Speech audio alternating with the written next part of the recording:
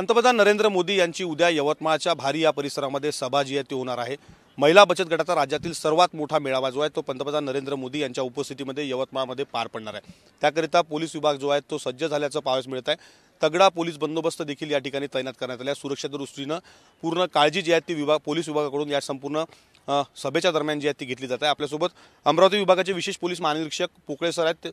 Sir, किती बंदोबस्त police तैनात करण्यात आलेला आहे, कशी काळजी या संपूर्ण सभेदरम्यान घेतली जाते, सुरक्षेच्या दृष्टीने काय काय उपाययोजना पोलिसांकडून केल्या जात आहेत?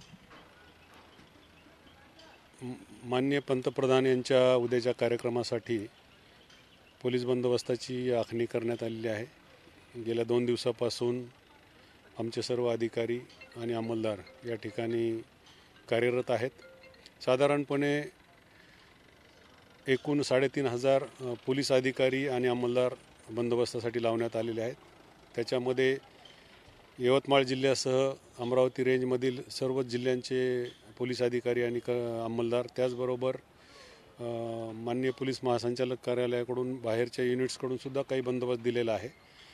आणि या बंदोबस्ताबरोबरच QRT, SRPF, RCP यांचासुद्धा बंदोबस्त आम्हाला मिळालेला आहे।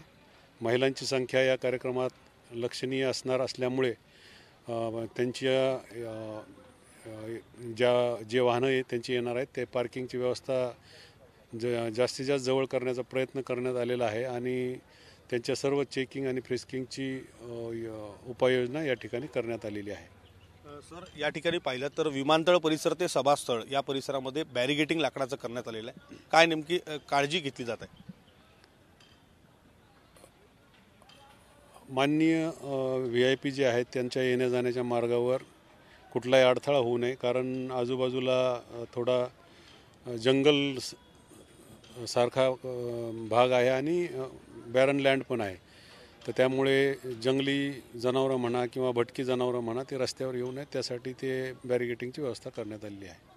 निश्चित एक जर पाहिलं तर 3,500हून अधिक पोलिसांचा बंदोबस्त जो आहे तो या ठिकाणी तैनात करण्यात आलेला आहे। सुरक्षेच्या दृष्टीने विशेष बॅरिगेटिंग सुद्धा रस्त्याच्या दोन्ही बाजूला या ठिकाणी करण्यात आलेलं आहे। या संपूर्ण सभेमध्ये जर पाहिलं तर पोलिसांची करडी नजर या संपूर्ण सभेमध्ये असणार आहे। कॅमेरामॅन अनिकेत दहातोंडेसह विवेक गावंडे, TV9 मराठी, यवतमाळ।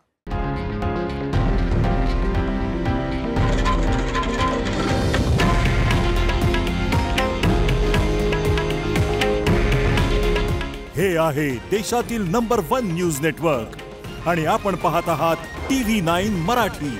काळजी तुमची, हित महाराष्ट्राचं।